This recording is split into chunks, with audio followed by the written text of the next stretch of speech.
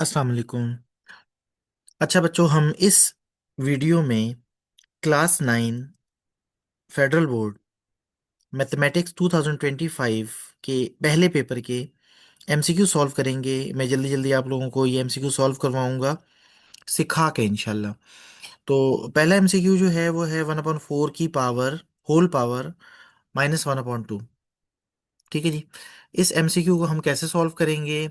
इस एमसीक्यू को सॉल्व करने के लिए मैं क्या करता हूँ जी, ये पहला एमसीक्यू है 1/4 की पावर -1/2 है। तो अब एक शॉर्टकट याद रखें कि कभी भी अगर पावर का साइन चेंज करना हो तो अंदर जो लिखा हुआ है उसे जो है ना आप रेसिप्रोकल ले लें। लाइक 1/4 है ना, तो मैं इसको लिखूंगा 4/1। और पावर का साइन माइनस था, मैं माइनस हटा दूंगा, प्लस कर दूंगा। जब साइन नहीं होता तो प्लस साइन होता है। अब क्या होगा, 4 जो होता है, 4 का मतलब होता है 2 की पावर 2। और बाहर क्या लिखा हुआ है, 1/2 पावर लिखी हुई है ये वाली। तो अब क्या होगा, इस 2 से 2 कैंसिल हो जाएगा और हमारे पास आंसर आ जाएगा 2 2 की पावर 1 आ जाएगा। 2 की पावर 1 जो है वो 2 के इक्वल होता है। तो यहाँ पे हमारा जो ऑप्शन है, ऑप्शन बी हमारा करेक्ट है। तो हम कह सकते हैं, यहाँ से हमने ये सिलेक्ट किया, ऑप्शन बी पे हम जो है ना निशान लगा लेते हैं कि ऑप्शन बी हमारा करेक्ट है। ठीक है जी। अगला क्वेश्चन है, अगला एमसीक्यू है, the scientific notation of 345.6 is. Scientific notation क्या होती है? साइंटिफिक नोटेशन में हम क्या करते हैं, ये लिखा था 345.6। साइंटिफिक नोटेशन में हमारे पास पॉइंट जो है ना वो एक फर्स्ट डिजिट के बाद यहाँ होना चाहिए। तो हमने इस पॉइंट को जंप्स लगवानी है। पहली जंप ये लगाई, दूसरी जंप ये लगाई, फर्स्ट जंप सेकंड जंप, दो जंप्स लगा के ये यहाँ आएगा। तो हमने पॉइंट को लेकर आना है 3 और 4 के दरमियान में। तो जब पॉइंट मूव करेगा यहाँ से, ऐसे एक मूव करेगा, तो अगर जंप्स वो पीछे की तरफ लगाता है तो पॉजिटिव पावर होती है, और वो आगे की तरफ जंप्स लगाता है तो नेगेटिव पावर होती है। अच्छा, बहुत से बच्चों को याद नहीं रहता कि पावर ये जो है, जो जंप्स लगाई हैं, पावर पॉजिटिव होगी या नेगेटिव होगी। तो उसका आसान तरीका ये है, पहले ये नंबर था 345.6, अब ये नंबर क्या हो गया, 3.456। आप देखें कि अगर पॉइंट मूव करने से आपका नंबर छोटा हो गया है, आपका नंबर क्या हो गया है, पॉइंट मूव करने से आपका नंबर छोटा हो गया है तो पावर पॉजिटिव होगी।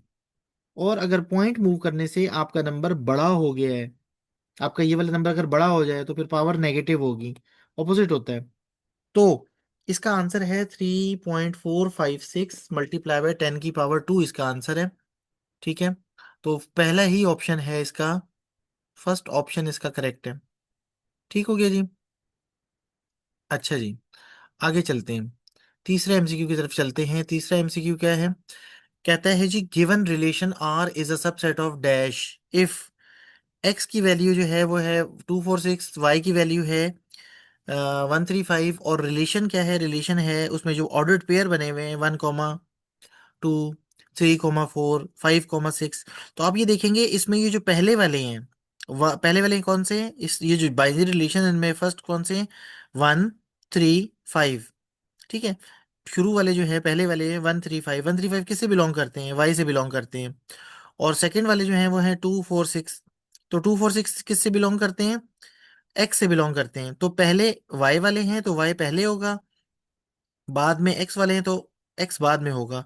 तो यहाँ वाई पहले और एक्स बाद में, किस आंसर में वाई पहले और एक्स बाद में आ रहा है, इस जगह ऑप्शन सी में। तो ऑप्शन सी हमारा करेक्ट है यहाँ पे। ठीक है जी, ऑप्शन सी करेक्ट है। आगे चलते हैं।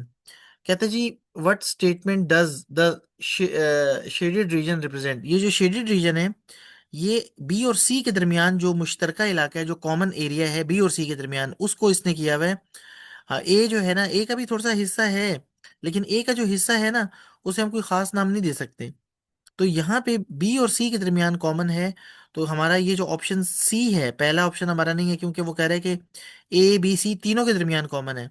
हम ये ए बी सी तीनों के दरमियान कॉमन तब लिखते जब हमारा ये और ये जो एरियाज हैं जो खाली पड़े हैं, जो ए और बी के दरमियान का जो ये एरिया ना, ये पूरा कवर्ड होता, और ए और सी के दरमियान का ये जो एरिया ये भी कवर्ड होता, ये भी ब्लैक होता, शेडेड होता।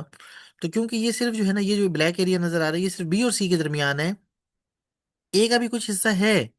ठीक है, लेकिन ए का, क्योंकि ए का जो हिस्सा है वो ए और बी के दरमियान जो कॉमन हिस्सा है वो भी शामिल नहीं है, और ए और सी के दरमियान जो कॉमन हिस्सा है वो भी पूरा शामिल नहीं है। इसलिए हम ए को इग्नोर कर सकते हैं। हम ये कह सकते हैं कि यार ये जो है ना बी और सी के दरमियान है जो कॉमन है, तो बी और सी के दरमियान कॉमन ये ऑप्शन सी है। तो हम कहते हैं जी ऑप्शन सी हमारा करेक्ट है। ठीक है जी। अगला हमारा क्वेश्चन कहते हैं जी फैक्टराइज करें। फैक्टराइज करने का बहुत आसान है, पता नहीं क्यों नहीं बच्चों को आता ये लिखा हुआ है 49a स्क्वेयर। मैं इसको दिखा दूं आपको। 49a square -28ab +4b square, इसको फैक्टराइज करना है। ये जो 49a स्क्वेयर है इसकी जगह हम लिख देंगे 7a का होल स्क्वेयर। और ये जो आखिर में लिखा हुआ है 4b का होल स्क्वायर, इसको 2b का होल स्क्वायर लिख देंगे। तो पहले वाले को और आखिरी वाले को दोनों को हम होल स्क्वायर बना देंगे। बीच में अगर यहाँ माइनस है तो माइनस लिखेंगे, प्लस है तो प्लस लिखेंगे। फिर हम यहाँ पे क्या लिखेंगे, two first bracket second bracket, first bracket में फर्स्ट ब्रैकेट से आएगा, सेकंड ब्रैकेट में सेकंड ब्रैकेट से आएगा। यहाँ से ये आया तो क्या हुआ 7a, इधर से क्या आया 2b। अब आप इन तीनों को मल्टीप्लाई करें, ये चीज आ रही है। 2 7 ज़ा 14, 14 2 ज़ा 28 ab, 28ab आ गया। इसका मतलब ये हुआ कि हमने क्या किया, हमने यहाँ से 7a लिखा था, वहां से 2b लिखा था, इसका आंसर इससे मैच कर गया। इट मींस हमने अपने क्वेश्चन को फॉर्मूले की शक्ल में लिख दिया। ये फॉर्मूला क्या है, फॉर्मूला होता है a² - 2ab +b²। अब यहाँ पे a क्या है, a जो है, अगर मैं स्केयर को यहाँ ब्रैकेट लगा दूं तो एक ए क्या है, ए है 7a, और बी की वैल्यू क्या है 2b। अच्छा, इसका जो आंसर आता है फॉर्मूले का आंसर आता है a - b का होल स्क्वायर। अब ए की वैल्यू क्या थी 7a, माइनस माइनस तो फॉर्मूले में माइनस होगा। और बी की वैल्यू क्या थी, बी किसके इक्वल था 2b के। तो 7a - 2b का होल स्क्वायर आपका आंसर आएगा। ठीक है जी। तो आप जो है वो ये चाहें तो इसको अगर मैं तेज बोल रहा हूँ तो आप जब ये वीडियो देख रहे हो तो इसकी स्पीड को थोड़ा स्लो कर लीजिएगा। ठीक है। तो हमारा आंसर क्या आया, वैसे तो मैं जो है ना डायरेक्ट आंसर निकाल लेता हूँ, इसका इतना सॉल्व करने की जरूरत नहीं होती। क्यों, 49a है ना, 49a का क्या आएगा 7a, 49 का स्क्वायर रूट क्या होता है 7 होता है, 7a। और ये 4b का क्या आंसर आएगा 2b। तो 7a 2b, और ये बीच में माइनस है तो यहाँ माइनस होगा आंसर में, प्लस नहीं होगा। तो 7a - 2b का होल स्क्वायर आंसर आएगा। तो ये जो है ना ऑप्शन सी हमारा करेक्ट है। ठीक है जी। अच्छा आगे चलते हैं, उम्मीद है समझ आ रही होगी आपको। If x is smaller than 10, smaller than 10 का मतलब है कि एक्स 10 से छोटा है, इक्वल नहीं है। If x is smaller than 10, then which statement is true, कौन सी स्टेटमेंट ट्रू है, पहली वाली नहीं है क्योंकि वो तो कह रहे हैं 20 से बड़ा है। ये कह रहे हैं सेकंड स्टेटमेंट कह रहा है एक्स इज लेस देन और इक्वल टू 10, कि एक्स या तो 10 के इक्वल है या 10 से छोटा है। यहाँ इक्वल वाली बात आ गई, लेकिन हमारे क्वेश्चन में स्मॉलर कहा हुआ है, इक्वल नहीं कहा। तो ये जो ऑप्शन सी है एक्स इज लेस देन 10, ये हमारा करेक्ट आंसर है। आखिर में तो लिखा है एक्स, चौथा ऑप्शन है एक्स इज ग्रेटर देन 10, से बड़ा तो नहीं है ना, स्मॉलर का मतलब लेस होता है। तो ये ऑप्शन सी करेक्ट है इसका। आगे चलते हैं जी। 7 MCQ है, slope of a line passing through 2 points is. Slope of line का जो है ना फॉर्मूला आपको पता होना चाहिए, नहीं पता तो मैं बता देता हूँ। स्लोप को जो है ना किसी भी लाइन के स्लोप को m से रिप्रेजेंट करते हैं, और उसका फॉर्मूला होता है y2 - y1 upon x2 - x1। ठीक है जी, ये फॉर्मूला होता है y2 - y1 upon x2 - x1। अब आपको जो पॉइंट्स दिए हुए हैं, लाइक ये 3,5 पहला पॉइंट दिया हुआ है, तो आप इसको कह देंगे ये x1 है और ये y1 है। कॉमे से पहले x होता है, कॉमे के बाद y होता है। इसी तरह आपको दूसरा पॉइंट दिया हुआ है 9,11, तो इसमें जो है ना ये जो 9 है ये x2 है, और ये जो 11 है ये y2 है। तो हम जस्ट क्या करेंगे, अब इस फॉर्मूले में वैल्यूज पुट करेंगे। y2 की वैल्यू क्या है 11 है, माइनस एक्स y1 की वैल्यू क्या है 5 है। ठीक है, इसी तरह x2 की वैल्यू क्या है 9 है, और x1 की वैल्यू क्या है 3 है। तो 11 में से 5 गया 6 आया, 9 में से 3 गया 6 आया। तो हम इसको जो है ना 6 और 6 को कट करके हमारा आंसर 1 आएगा। इसका स्लोप 1 है। लेकिन हम आंसर्स देखेंगे, आंसर्स में 1 मौजूद नहीं है। अरे भाई, अगर 1 मौजूद नहीं है तो इसका आंसर क्या आया था, जब हमने काटा नहीं था ऊपर नीचे, कट नहीं किया था, तो 6/6 आंसर था जो ऑप्शन सी है। It means option C correct है। अब उसकी मर्जी है जैसे हमें आंसर दे। हमें तो ये जो गिवन आंसर्स हैं इनमें से चूज करना है। तो इन गिवन आंसर्स में हमारा जो आंसर मैच कर रहा था वो 6/6 से मैच कर रहा था। आगे चलते हैं। At what angle do the given lines intersect each other. वो कहता है कि किस एंगल पे ये जो लाइंस हैं ये इंटरसेक्ट करेंगी एक दूसरे को। ये दो लाइंस दी हुई हैं। अच्छा, इन दो लाइंस में जो है ना, मैं अगर आपको बताऊं काम की बात, बेटा, जब भी कोई लाइन दी होती है ना, लाइक ऐसे दी हुई होती है, यहाँ पे दिया हुआ है इसने जी 2/3x -4 दी हुई है पहली लाइन, दूसरी लाइन दी हुई है y = 3/2, माइनस भी लिखा हुआ है साथ, और x +4 लिखा हुआ है। तो जब भी कोई लाइन इस तरह दी हुई होती है तो हम इसको मैच करते हैं, हमारे पास इक्वेशन ऑफ लाइन होती है y = mx + c। ठीक है, y = mx + c। हम m की वैल्यू निकालते हैं, x के साथ जो भी लिखा होता है वो m होता है। तो इस लाइन का जो m की वैल्यू आई है, इस लाइन की स्लोप आया है, इस लाइन का ये आया 2/3। और इस लाइन का जो स्लोप आया है, सब सपोज मैं इसको m1 कह देता हूँ और इसको m2 कह देता हूँ। इस लाइन का स्लोप क्या आ रहा है, x से x है, तो m की वैल्यू क्या आ रही है, -3/2। तो अगर दो लाइंस जो हैं उनका स्लोप इक्वल हो तो वो दोनों लाइंस पैरेलल होती हैं, याद रखना। अगर ये लाइन, ये स्लोप 2/3 है, ये भी अगर 2/3 होता तो हम कहते हैं ये लाइंस क्या है, पैरेलल है। और पैरेलल लाइंस के दरमियान एंगल क्या होता है, पैरेलल लाइंस के दरमियान एंगल होता है 0 डिग्री। ठीक है, लेकिन ये लाइंस पैरेलल नहीं है, क्यों, क्योंकि इसका स्लोप है 2/3, इसका है -2/3। तो याद रखना कि अगर दो लाइंस के स्लोप को मल्टीप्लाई करें और आंसर -1 आ रहा हो तो उसका मतलब है कि उन लाइंस के दरमियान जो एंगल है वो 90 डिग्री है, वो परपेंडिकुलर है लाइंस एक दूसरे के। तो यहाँ पे जरा देखो, पहली वाली लाइन का स्लोप है 2/3, दूसरी वाली का है -3/2। तो 2 से 2 कट गया, 2 1 2, 2 1 2, 3 1 3, 3 1 3, आंसर आ गया -1।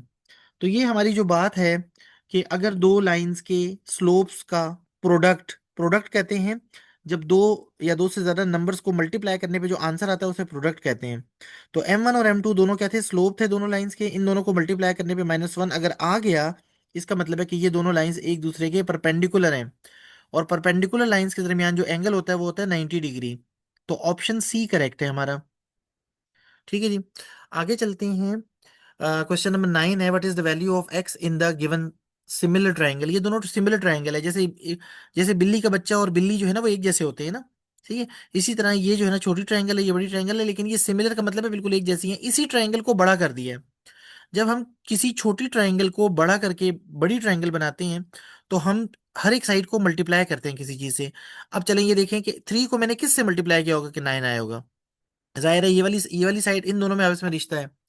ठीक है, अगर हम बात करें, हम कहेंगे यार ये वाली जो साइड है, इस साइड का और इस साइड का रिश्ता होगा, इसकी जो खड़ी हुई साइड है पर जो है ना परपेंडिकुलर टाइप, ये इसका इससे रिश्ता होगा।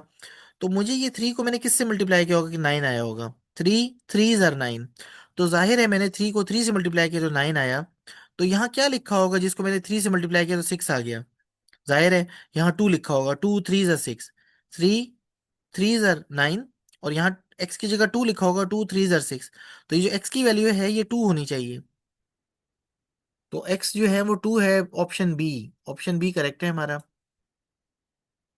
ठीक है जी, आई होप समझ आ गई होगी। अगर आप ऐसे नहीं कर सकते तो आप बड़ी ट्रायंगल को कर लेंगे, यार बड़ी से छोटी कैसे आए होंगे। 9 को किस से डिवाइड करेंगे, 3 आएगा। 9 को 3 से डिवाइड करेंगे तो 3 आएगा। तो 6 को भी 3, अगर 9 को 3 से डिवाइड किया था तो 6 को भी 3 से डिवाइड करेंगे। तो 6 को 3 से डिवाइड करेंगे, 6 को ऊपर लिखेंगे, 3 को नीचे लिखेंगे, 3 1 3, 3 2 6, तो 2 फिर भी 2 आंसर आएगा। अच्छा, आगे है, what is the value of major angle C in the following. Angle C आपने मालूम करना है इस ट्रायंगल का। याद रखना है एंगल सी मालूम करने के लिए, अब ये जो साइड्स हैं इन साइड्स का क्या होगा। अगर मैं इस ट्रायंगल को जो है ना नॉर्मल करके बनाऊं, इस ट्रायंगल को मैं नॉर्मल करके ऐसे बना देता हूं। ठीक है, ये एंगल है, ये 9 है, और एंगल के साथ वाली ये वाली जगह सी है। ठीक है, ऊपर ये ए है, और जहाँ पे 90 डिग्री का एंगल बन रहा है वो वाली जगह बी है। ठीक है, तो ये जो है ना 5 है। अब याद रखिएगा कि जो एंगल होता है ये वाला, नहीं ये तो 90 डिग्री एंगल है ना, ये जो एंगल है ये वाला एंगल, ये एंगल हमें मालूम करना है, इसकी वैल्यू हमने मालूम करनी है। तो इस एंगल के सामने वाली जो साइड होती है उसको ऑपोजिट साइड भी कहते हैं और परपेंडिकुलर भी कहते हैं। सही है, परपेंडिकुलर भी कहते हैं। और ये जो साइड है इसको हम क्या कहते हैं, इसको हम कहते हैं बेस। सही है, एडजेसेंट साइड भी कहते हैं, बेस भी कहते हैं। और ये तीसरी जो साइड है इसको हम हाइपोटेन्यूज कहते हैं, हाइपोटेन्यूज। तो अभी यहाँ पे हमारे पास ये जो है ना एंगल हमने मालूम करना है, तो एंगल को सपोज मैं कह देता हूँ थीटा। तो यहाँ पे फॉर्मूला क्या होगा, टेन थीटा किसके इक्वल होता है जी, परपेंडिकुलर अपॉन बेस के। ठीक है, परपेंडिकुलर क्या है यहाँ पे, परपेंडिकुलर 5 है, बेस क्या है, 9 है। ठीक है, 5/9 आ गया। अब मुझे एंगल की वैल्यू मालूम करनी है, तो ये जो टेन है, टेन उधर जाके दूसरी तरफ जाके टेन इनवर्स हो जाएगा। tan−1 5/9। तो अगर आप जो है ना 5 को 9 से डिवाइड करें और उसका tan−1 मालूम करें, तो आप अगर, सॉरी स्क्रीन जो है ना आपको नजर नहीं आ रही थी, तो अगर ये जो ट्रायंगल है, इस ट्रायंगल में मैंने आपको बताया कि ये जो एंगल होता है, इस एंगल के सामने वाली जो साइड होती है उसे परपेंडिकुलर कहते हैं, जो नीचे वाली साइड होती है उसे बेस कहते हैं, और ये जो साइड है, ये सबसे बड़ी जो साइड होती है, इसे हाइपोटेन्यूज कहते हैं। तो मुझे ये एंगल मालूम करना था, तो मैंने टेन क्यों लगाया, साइन क्यों नहीं लगाया, क्योंकि साइन होता है परपेंडिकुलर अपॉन हाइपोटेन्यूज। आपको ये साइन कॉस टेन ये तीनों फॉर्मूले आपको याद करने पड़ेंगे, ठीक है, देख लीजिएगा। तो यहाँ पे आपका जो है ना परपेंडिकुलर और बेस इन्वॉल्व थे, तो परपेंडिकुलर और बेस का जो फॉर्मूला है परपेंडिकुलर बेस का से रिलेटेड, वो है टेन थीटा। तो अब आपने क्या करना है कि पी की जगह आपने परपेंडिकुलर की जगह 5 लिखा, बेस की जगह 9 लिखा। आपने एंगल मालूम करना है, तो ये जो टेन है, एंगल मालूम करना है, थीटा मालूम करना है, इसको अकेला छोड़ दें, टेन को उधर ले जाएं। टेन जब उधर जाएगा दूसरी तरफ जाके माइनस, उसके ऊपर -1 पावर आ जाएगी, उसे कहते हैं टेन इनवर्स। तो अब 5/9 का टेन इनवर्स अगर आप मालूम करेंगे कैलकुलेटर से, तो आपका आंसर आएगा 29.1 डिग्री। 29.1 डिग्री आपका आंसर आएगा, ऑप्शन ए करेक्ट होगा आपका। देख लीजिएगा करके। अच्छा, अगला क्वेश्चन है, the bearing of A from O is. O से ए की बेरिंग, याद रखना जो बेरिंग होती है ना वो हमेशा नॉर्थ के हिसाब से होती है, सही है। ये नॉर्थ लाइन है ना ऊपर की तरफ, नॉर्थ बेरिंग जो है वो, बेरिंग का मतलब यही है किसी भी चीज की डायरेक्शन नॉर्थ के हिसाब से। तो अगर हम यहाँ देखें नॉर्थ के हिसाब से, तो ये जो एन से लेकर यहाँ तक ये जो एंगल बन रहा है, ये 90 डिग्री बन रहा है, और ये एंगल दिया हुआ है उसने 35। तो ये हमें उसे धोखा देने के लिए दिया हुआ है, बेसिकली नॉर्थ के साथ अगर हम देखेंगे इसका एंगल, तो नॉर्थ से लेकर इस लाइन तक का जो एंगल है वो है 90 + 35। तो 90, नॉर्थ से लेकर ईस्ट तक का, नॉर्थ से ईस्ट तक का 90 डिग्री है, और ईस्ट से लेकर यहाँ तक का जो एंगल है वो है 35। तो हम इसके अंदर 90 प्लस करेंगे 35 में, तो आंसर आएगा 125। ऑप्शन सी करेक्ट है हमारा। ऑप्शन सी करेक्ट है हमारा, क्योंकि हमने जो बेरिंग होती है वो विद रिस्पेक्ट टू नॉर्थ देखनी होती है। तो अगर मैं नॉर्थ से शुरू करके इस तरफ आऊंगा, तो यहाँ से यहाँ तक मेरा एंगल 90 बनेगा, फिर 35, तो 90 + 35 125 होता है। आगे चलते हैं, कहते हैं जी the three medians of any triangle. जो थ्री मीडियंस होते हैं किसी भी ट्राइंगल के, वो कॉन्करेंट होते हैं इनसाइड, सही है, इनसाइड कॉन्करेंट होते हैं वो। तो ऑप्शन ए करेक्ट है, बाकी नहीं है कोई भी आंसर। मैच म्यूचुअली परपेंडिकुलर नहीं है, वो लीनियर नहीं है, कॉन्करेंट आउटसाइड नहीं है। वैसे तो हम नॉर्मली इनसाइड नहीं कहते, हम कहते हैं जी कॉन्करेंट, लेकिन यहाँ उसने कॉन्करेंट में भी दो कर दिया, कॉन्करेंट इनसाइड और कॉन्करेंट आउटसाइड। तो याद रखिएगा कि जो मीडियंस ऑफ ट्राइंगल है वो जिस पॉइंट पे मिलते हैं उसे कहते हैं सेंट्रॉइड, सही है, सेंट्रॉइड कहते हैं उसे। और जो सेंट्रॉइड होता है वो हमेशा ट्राइंगल के अंदर होता है, सही है। और कॉन्करेंट का मतलब होता है कि कॉन्करेंट क्या होता है, कॉन्करेंट होती है वो लाइंस जो एक ही पॉइंट पे मिलती हैं, उन्हें कॉन्करेंट कहते हैं, ठीक है। तो जो तीन मीडियन है, तीन अगर दो लाइन होंगी तो वो उनको कॉन्करेंट नहीं कहेंगे। दो लाइंस अगर एक किसी पॉइंट पे मिलेंगी उसे हम कहेंगे इंटरसेक्ट कर रही हैं, पॉइंट ऑफ इंटरसेक्शन। अगर तीन लाइंस आपस में एक जगह पे कट करेंगी, तीनों आपस में एक जगह से गुजरेंगी एक पॉइंट से, तो उस पॉइंट को हम कहते हैं पॉइंट ऑफ कंकरेंसी। और वो जो तीनों लाइंस होती हैं उन्हें कॉन्करेंट लाइंस कहते हैं। यहाँ जो है, क्योंकि वो ट्रायंगल के बात हो रही है ट्रायंगल की और मीडियंस की, तो मीडियंस जो है ना, किसी भी ट्रायंगल के जो मीडियंस होते हैं वो क्या होते हैं, कॉन्करेंट होते हैं। और जिस पॉइंट पे वो मिलते हैं वो ट्रायंगल के अंदर बनता है, इसलिए इसने कॉन्करेंट इनसाइड और कॉन्करेंट आउटसाइड करके ना कंफ्यूज करने की कोशिश की है। तो आपको पता होना चाहिए कि मीडियंस जो हैं वो हमेशा ट्रायंगल के अंदर एक पॉइंट पे मिलते हैं, जिसे सेंट्रोइड कहते हैं। और इसका आंसर क्या है, कॉन्करेंट इनसाइड। आपकी बुक में कहीं नहीं लिखा हुआ, ये कॉमन सेंस इसने वो किया है, जरा थोड़ा सा जो है ना, ताकि कोई लोग गलत कर दें इसे। The medians of given data इस पूरे डाटा का मीडियन, मीडियन क्या होता है भाई, मीडियन होता है कि अगर आपका इस तरह जो है ना ये अनग्रुप डाटा है, अगर इस तरह डाटा आपका दिया हुआ हो, तो हम क्या करते हैं, वैसे आमतौर पे क्या किया जाता है कि ये जो डाटा दिया जाता है ये अरेंज नहीं होता असेंडिंग या डिसेंडिंग ऑर्डर में, छोटे से बड़े में अरेंजमेंट नहीं होती इसकी, ये आगे पीछे लिखा होता है। हमें खुद इसे तरतीब से लिखना होता है, पहले सबसे छोटी, सबसे पहले छोटा नंबर, फिर उससे बड़ा, फिर उससे बड़ा। तो इसने माशाल्लाह हमारी आसानी के लिए क्या किया है, एक तरतीब से लिखा है, 77 79 82 80। इस तरह अब जब ये डाटा लिखा हुआ है तो हमारे लिए बहुत आसान है मीडियन निकालना। मीडियन क्या होता है कि इस तरह जब एक लाइन में लिखे हुए हों तो दरमियान में क्या आ रहा है। तो अगर आप गौर से देखें तो दरमियान में यहाँ पे इसके जो है ना 86 आ रहा है, हमने तरतीब से लिखा हुआ है इसे। और इनके दरमियान में यहाँ देखिए कितने हैं, 1 2 3 4 5 6 7, सात हैं। तो सात, सात के अंदर एक प्लस करो, आठ, आठ को दो से डिवाइड करो, तो आ गया 4, फोर था, 4 आ गया, तो ये फोर्थ नंबर जो है ना हमारा ये मीडियन है। या अगर और तरीके से भी आप कर सकते हो, तो आपने क्या किया, इधर से आपने कहा कि 77 को काट दो, इधर से 93 को काट दो, दोनों तरफ से एक एक कट कर दिया। यहाँ से 92 कट करो, यहाँ से ये कट कर दो, यहाँ से ये कट कर दो, यहाँ से। अब बीच में अगर एक बच गया तो वही मीडियन है। ठीक है। तो हमने क्या किया, हमने ये किया कि हमारे पास जो नंबर्स थे हमने इनका दरमियान मालूम किया। तो हमने शुरू के 3 को हटा, हमने कहा इधर शुरू के 3 और आखिर के 3 को छुपा दो, बीच में क्या बचा, एक बचा।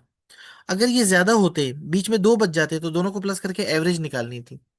तो मीडियन क्या होता है कि अगर नंबर्स को हम असेंडिंग या डिसेंडिंग ऑर्डर में लिखें, तो जो क्वांटिटी दरमियान में आती है वो मीडियन होती है। अब फॉर्चुनेटली यहाँ पे एक ही क्वांटिटी आ रही है दरमियान में, 86।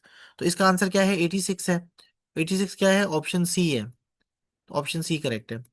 अगर दरमियान में एक ना आ रही होती, दो नंबर्स आ रहे होते हैं, तो हम क्या करते, उन दोनों नंबर्स को प्लस करके 2 से डिवाइड करते, वो आंसर होता। अच्छा जी, आगे चलते हैं। What is the probability of getting tail if a fair coin is tossed once. अगर एक सिक्के को हम टॉस करें और जो है ना, तो अब वो कहता है कि टेल आने की क्या प्रोबेबिलिटी है। ज़ाहिर है 50% है। आपके पास जो है ना, दो कितने चांस है, क्या कितने ऑप्शंस हैं आपके पास, अगर आप इस सिक्कों को फेंकोगे तो क्या आएगा, या हेड आएगा या टेल आएगा। आपके पास ऑप्शंस कितने हैं, दो, या हेड या टेल। तो जो टोटल ऑप्शंस होते हैं उन्हें नीचे लिखते हैं, 2 हमने नीचे क्यों लिखा है, कि हमारे पास दो चीजें आ सकती हैं, या हेड आ सकता है या टेल। और ये जो टेल है, ये उन दो में से क्या एक है, तो वो एक को ऊपर लिख दिया। तो हमारा जो इसका इस क्वेश्चन का आंसर है वो है 1/2, कि 50% चांस है, जब हम फेंकेंगे सिक्कों को 50% चांस है कि टेल आएगा और 50% चांस है कि हेड आएगा। तो प्रोबेबिलिटी में जो है ना 50% लिखते हैं, परसेंटेज में नहीं पूछा। हम प्रोबेबिलिटी में क्या करते हैं, ऊपर जो है ना, जो चीज़ हमें जो चीज़ लेकर आनी है वो कितनी है। तो टेल कितने, एक ही टेल है तो एक को ऊपर लिख दिया। और टोटल कितने चीज़ें हैं जो आ सकती हैं, एक हेड है और एक टेल है, दो चीज़ें हैं तो 2 को नीचे लिखा। तो ऑप्शन बी हमारा करेक्ट है, 1/2 हमारा आंसर है। अच्छा जी, अगला एमसीक्यू है, डाई वॉज रोल्ड 50 टाइम्स। सही है। एक जो है ना, जो छक्का होता है, लुड्डो वाला छक्का जिसे हम कहते हैं, वो डाई कहते हैं। तो एक डाई को 50 दफा जो है ना, वो कहता है कि हमने फेंका, और जो नंबर 4 है वो 15 दफा आया। तो what is the relative frequency of rolling 4। ये भी आसान है। कि ये जो 4 आया था, कितनी दफा आया था, 15 आया था, 15 दफा। 15 को ऊपर लिखेंगे 15 को। यहाँ पे मैं आपको करके दिखा देता हूँ, आसान है। कि 4 कितनी दफा आया था, 15 दफा। और टोटल कितनी दफा हमने फेंका था इसे, 50 टाइम्स। तो जो टोटल जो है उसको नीचे लिखेंगे, और जितनी दफा ये आया था 15 दफा, इसे ऊपर लिखेंगे 15 टाइम्स को। अब हम क्या करेंगे, 50, अब हमने देखा 15/50 हमारा यहाँ पे आंसर नहीं है। ठीक है, तो हम क्या करेंगे, इसको सॉल्व करेंगे, 5 से डिवाइड करेंगे, 5 3 जार, 5 10 जार। आंसर आ गया 3/10। अगर पॉइंट में लेंगे तो आंसर आ जाएगा 0.3। 3 को 10 से डिवाइड करें तो 0.3 आ गया, या 0.30 आ गया। ऑप्शन बी हमारा करेक्ट है। ऑप्शन बी हमारा करेक्ट है। ठीक है जी। तो पहले पेपर के एमसीक्यूज जो हैं वो सॉल्व हो गए हैं। अब हम चलते हैं सेकंड पेपर की तरफ। आई थिंक के टाइम जो है ना अभी है हमारे पास, तो अगले पेपर के एमसीक्यूज भी जल्दी जल्दी सॉल्व करने की कोशिश करते हैं। अगले पेपर में जो है ना, पहला जो एमसीक्यू है वो इसी पैटर्न का है, माइनस में पावर दी हुई है 1/9। 1/9 की पावर है -3/2। ठीक है जी। 1/9 की पावर क्या है, 1/9 की पावर है -3/2। मैंने पावर का साइन चेंज करना है, तो मैं क्या करूंगा, 9/1 कर दूंगा, और पावर जो है वो पॉजिटिव हो जाएगी। जब भी हमने पावर का साइन चेंज करना हो, तो हम क्या करते हैं कि अंदर जो नंबर होता है उसको रेसिप्रोकल ले लेते हैं, उसको उल्टा कर देते हैं। तो हमारी जो पावर थी -3/2 से अब +3/2 हो चुकी है। नीचे 1 जो होता है उसकी अहमियत नहीं होती, 9 रह गया। 9 क्या होता है, 9 होता है 3 की पावर 2। और सामने जो लिखा हुआ है वो लिखा हुआ है 3/2, तो ये 2 से 2 कट जाएगा। क्या बच जाएगा, बच जाएगा 3 की पावर 3। सही है। 3 की पावर 3 का मतलब है 3 को 3 दफा आपस में मल्टीप्लाई करो। 3 × 3 × 3 तो ये 27 आंसर आ गया हमारा। तो हमारा पहला आंसर करेक्ट है, 27। साइन वगैरह की तो कहानी कोई नहीं है। ठीक है, ये प्लस माइनस की तो कोई कहानी नहीं है, 1/27 में नहीं है, क्योंकि हमने ये माइनस को प्लस करने के लिए 9 को ऊपर लेकर आ गए थे। तो हमारा पहला ऑप्शन करेक्ट है। दूसरा हमारा जो है उसी थीम का, वही सेम थीम है इसकी क्वेश्चन की। दूसरा क्वेश्चन जो है वो साइंटिफिक नोटेशन का है। साइंटिफिक नोटेशन बहुत आसान होती है, 0.00567 है। पॉइंट को हमने यहाँ लेकर आना है पहले नॉन जीरो डिजिट के बाद। तो यहां से यहां लाने में कितनी जंप्स लगेंगी, 1 2 3 जंप्स लगाने के बाद हमारा पॉइंट वो ये हो जाएगा 5.67। अब 10 की पावर कैसे लिखेंगे, हमने जंप्स आगे की तरफ लगाई हैं, जंप लगाने से हमारा नंबर पहले छोटा था अब बड़ा हो गया है। जब पॉइंट्स को जंप लगवाने से हमारा नंबर बड़ा हो जाए, नंबर बड़ा हो जाए तो पावर छोटी हो जाती है। कितनी जंप्स लगी थी, 3 जंप्स लगी थी, तो -3 पावर होगी। पावर नेगेटिव में होगी क्योंकि नंबर लगा, ये जो जंप्स हमने लगाए थे इससे हमारा नंबर बड़ा हो गया है। तो -3 पावर वाला कौन सा है, ऑप्शन बी है हमारा जी, ऑप्शन बी यहाँ पे करेक्ट है। ठीक है जी, आई होप समझ आ रही होगी। अच्छा, for sets A and B, ये जो है ना दो सेट हैं, एक ए और बी है और रिलेशन दिया हुआ है A,1 B,2। तो ये कह रहा है किसका सबसेट होगा, ए क्रॉस बी का। अच्छा, या B, A A cross A cross B. अब कैसे पता चलेगा ये ए और बी किसके हैं, ए के हैं। जो पहले ए और बी जो है ना पहले लिखे हुए हैं ये ए के हैं, तो ए पहले आएगा। और ये 1 और 2 जो है ना ये बी के हैं, तो बी बाद में आएगा। तो बताएं इसमें से कौन सा आंसर है जिसमें ए पहले आ रहा है बी बाद में आ रहा है, ये ऑप्शन बी। तो हमारा ऑप्शन बी करेक्ट है। ठीक है, आगे चलते हैं। कह रहा है in the Venn diagram region A intersection B intersection C के ऊपर साथ जो है ना वो डैश लगाया हुआ है, तो इसका मतलब होता है कि सी नहीं है। तो ए और बी दोनों में है, और सी में, सी जो है ना नहीं है, लिखा है A and B but not in सी।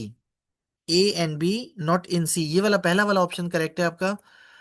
अच्छा, यहाँ पे लिखा है ए और B but not not in C. ये जो और लिखा होता है ना, और का मतलब होता है या, और एंड का मतलब होता है और। ठीक है, तो ये याद रखिएगा। जब यहाँ पे लिखा है ना ए इंटरसेक्शन बी, कि ए इंटरसेक्शन की बी का मतलब है कि वो एलिमेंट जो ए और बी दोनों में हो, ए या बी में ना हो, ए या बी का मतलब है या ए में हो या बी में हो। तो यहाँ पे जो है ना ये दोनों आंसर एक जैसे लग रहे हैं, A and B but not in C, A और B but not in C. इसमें एंड वाला इसलिए है कि जब कॉमन चीज होती है ना, कॉमन, तो उसका दोनों में होना जरूरी है, ए और बी में, तो ये एंड लगेगा। जब भी हम किसी बात कॉमन की बात करते हैं, इंटरसेक्शन में बात करते हैं कॉमन की, तो कॉमन जब भी होता है तो एंड आता है और नहीं आता। ठीक है, इसलिए ऑप्शन ए करेक्ट है। आगे है फैक्टराइजेशन, पहले भी मैं बता चुका हूँ, डायरेक्ट आपको बता रहा हूँ। ये 4A² है ना, 4A² से मैं लूंगा 2A, और 9B² से मैं क्या लूंगा 3B। तो 2A 3B, ये तो सब में देखो 2A 3B लिखा, शुरू के, सॉरी, शुरू के दोनों में लिखा है, आखिरी दोनों में नहीं लिखा। तो यहाँ से तो मुझे पता चल गया कि यार मेरे क्वेश्चन में जो पहला आएगा आंसर, जो आएगा मेरे है, उसमें पहला होगा 2A और दूसरा होगा 3B, और यहाँ माइनस का साइन है तो बीच में माइनस भी होगा। तो हमारा फर्स्ट ऑप्शन जो है वो करेक्ट है। होल स्क्वायर का फॉर्मूला है, होल स्क्वायर बन रहा है। तो मुझे कितनी आसानी हुई, मैंने यहाँ 4A का जो है ना, मैंने इसका स्क्वायर रूट लिया 4A² का, तो मुझे यहाँ से मिला 2A, इसका स्क्वायर रूट लिया तो बना 3B, तो मुझे पता चल गया कि मेरे आंसर में 2A और 3B आएंगे। ठीक है, और ये माइनस का साइन है तो ये माइनस आएगा, और होल स्क्वायर तो सब में है।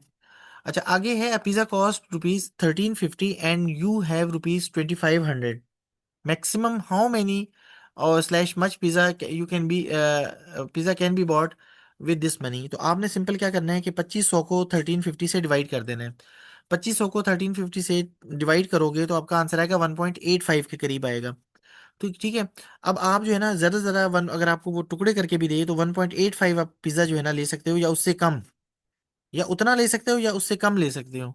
तो हमारा ये जो है ना, ये जो ऑप्शन बी है, ऑप्शन बी हमारा जो है ना सही ऑप्शन है, कि 1.585 ले सकते हैं या उससे कम। एग्जैक्टली 1.85 नहीं ले सकते। ठीक है, एग्जैक्टली मकसद यहाँ पे ये लिखा हुआ है 1.85 से ज्यादा ले सकते हैं, नहीं, 1.5 से ज्यादा या बराबर नहीं, ज्यादा तो ले ही नहीं सकते, टू टू भी नहीं ले सकते, तो ये हमारा जो ऑप्शन बी है ये करेक्ट है। आगे है जी, slope of line passing through two points. Slope का फॉर्मूला मैं आपको पहले बता चुका हूँ, मैं फिर एक दफा लिख रहा हूँ। स्लोप का फॉर्मूला बहुत आसान है। हमारे पास पॉइंट दिए हुए हैं, 4,0 दिया हुआ है, और 0,-8 दिया हुआ है। ठीक है, ये दो पॉइंट है, ये पहले पॉइंट को कहेंगे x1 y1, दूसरे पॉइंट को कहेंगे x2 y2। स्लोप का फॉर्मूला क्या होता है, स्लोप का फॉर्मूला होता है y2 - y1 upon x2 - x1। y2 की वैल्यू क्या है, -8 है। y1 की वैल्यू क्या है, 0 है। अच्छा, x2 की वैल्यू क्या है, 0 है, और x1 की वैल्यू क्या है, 4 है। ऊपर -8 -0 का आंसर आएगा -8, और इसका 0 - 4 का आंसर आएगा -4, माइनस से माइनस कट गया, 4 × 1 = 4, 4 × 2 = 8। m की वैल्यू हमारी 2 आ गई। ठीक है जी, स्लोप हमारा 2 आएगा, तो ऑप्शन सी करेक्ट है इस क्वेश्चन में। अगला क्वेश्चन है, the angle between the given lines. अब यहाँ पे एंगल मैंने आपको पहले भी बताया है कि हम एक्स के साथ जो लिखा होता है वो स्लोप होता है। देखिए यहाँ एक्स के साथ क्या लिखा है, 3/4, यहाँ भी एक्स के साथ क्या लिखा है, 3/4। तो इसका भी 3/4, ये भी 3/4, दोनों के स्लोप इक्वल है। जब दोनों के स्लोप इक्वल होते हैं तो हमारे पास वो पैरेलल लाइंस होती हैं, उनके दरमियान 0 डिग्री एंगल होता है, तो ऑप्शन ए करेक्ट है। ठीक है जी, आगे चलते हैं। If two polygons are similar in shape and their ratio of their corresponding sides, अगर साइड्स की रेशियो 2/3 है तो स्क्वायर जो एरियाज है, एरिया जो है ना वो होता है स्क्वायर। सही है। तो एरिया की रेशियो के लिए हम क्या करेंगे, इन दोनों की टू टू पावर ले लेंगे। 2 की पावर 2 क्या आएगी, 4 आएगी। 3 की पावर 2 क्या आएगी, 9। तो ऑप्शन बी करेक्ट है, 4,9। ठीक है। आपने जब भी एरिया की बात आएगी आपने स्क्वायर लेना है, दोनों जो साइड्स हैं उनका। और अगर वॉल्यूम की बात आएगी तो आपने क्यूब लेना है। अगला क्वेश्चन है, what is the value of x in the given figure. इसमें आपने एक्स की वैल्यू निकालनी है आपको। ये एक्स क्या है, हाइपोटेन्यूज है। ठीक है, एंगल आपको दिया हुआ है। और ये वाली जो साइड है ये है 5 सेंटीमीटर, ये परपेंडिकुलर है। तो अगर मैं ये डायग्राम आपके सामने ड्रॉ करूं,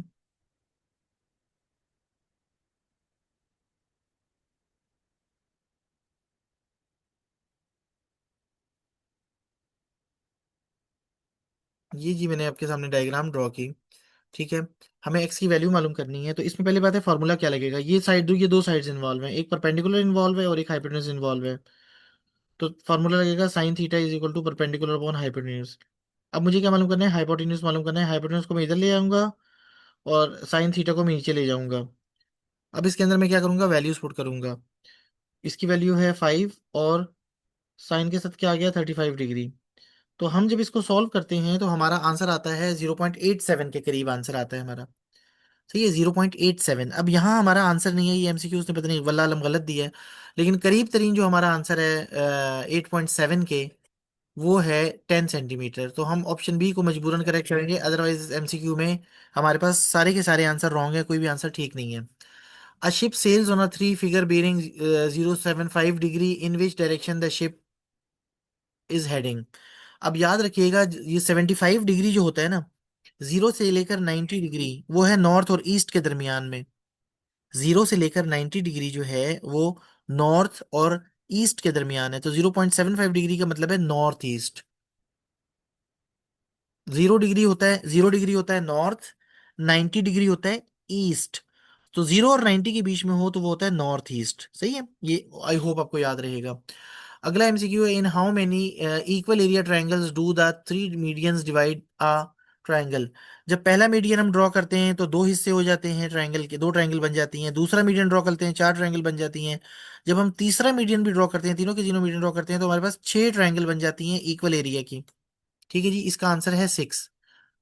फिर कहते हैं जी, a company surveyed the number of products purchase in a month, ये उसका सर्वे है। मॉड बताना है। मॉड क्या होता है, जो सबसे ज्यादा दफा किसी भी डाटा में, ये अनग्रुप डाटा दिया हुआ है, इसमें जो सबसे ज्यादा दफा चीज आई होगी, जो नंबर आया होगा, वो हमारा मॉड होगा। तो अगर हम गौर से देखें तो 3 3, ये 3, 2 जो है ना 2 दफा आया हुआ है, और 3 जो है ये 3 दफा आया हुआ है। तो हमारा जो है ना ऑप्शन ए करेक्ट है। 3 जो है ना, ऑप्शन ए में 3 लिखा हुआ है, ये हम सबसे ज्यादा दफा आया है। तो मॉड वो होता है जो सबसे ज्यादा दफा आया होता है डाटा में। आगे लिखा है, bag contains 4 blue balls and 6 red balls. 4 blue balls हैं और 6 रेड बॉल्स हैं। If one ball is drawn at random, what is the probability that it is not blue. हमें प्रोबेबिलिटी मालूम करनी है कि ब्लू ना हो। सही है।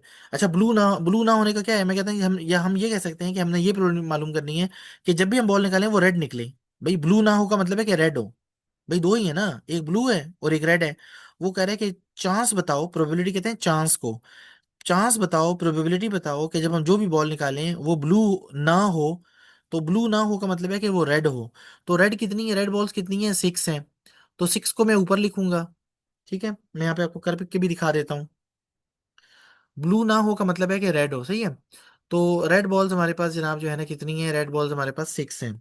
तो प्रोबेबिलिटी जो है कि ऊपर 6 लिखूंगा, और टोटल कितनी बॉल्स हैं, 4 + 6, 10 बॉल्स हैं। तो हमारा आंसर आना चाहिए 2 3 ज़र 2 5 ज़र, 3/5 आंसर आना चाहिए, जो कि ऑप्शन बी है। 3/5 ऑप्शन बी है, ऑप्शन बी करेक्ट है।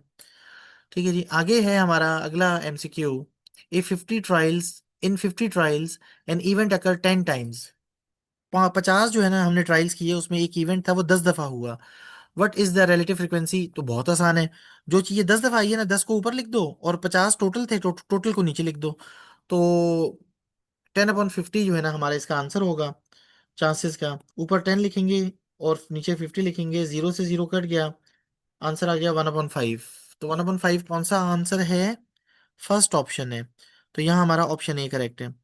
तो आई होप कि आपको ये सारे के सारे एमसीक्यू समझ आए होंगे। ठीक है, आगे भी मैं कोशिश करूंगा आपके जो ये 2025 के जो पेपर्स हैं इन्हें सॉल्व करने की कोशिश करूंगा टाइम निकाल के। काफी अरसे बाद जो है मैं अपने चैनल पे ऑनलाइन आया हूँ और मैंने आपकी जो है ना आपके लिए कुछ किया है। तो अब ये डिसाइड करेंगे आपके कमेंट्स, अगर आप लोग इस वीडियो को लाइक करेंगे, शेयर करेंगे और कमेंट्स में मुझे आप कहेंगे कि मैं मज़ीद आपके लिए जो है ना क्लास नाइन्थ की जो है ना के पेपर्स और क्वेश्चन सॉल्व करूं, तो इंशाल्लाह मैं ज़रूर करूंगा। और ये सब कुछ डिपेंड करेगा रिस्पांस पे कि इसकी वीडियो का क्या रिस्पांस मिलता है मुझे। तो चलें, ठीक है, मिलते हैं इंशाल्लाह ब्रेक के बाद। अल्लाह हाफिज़।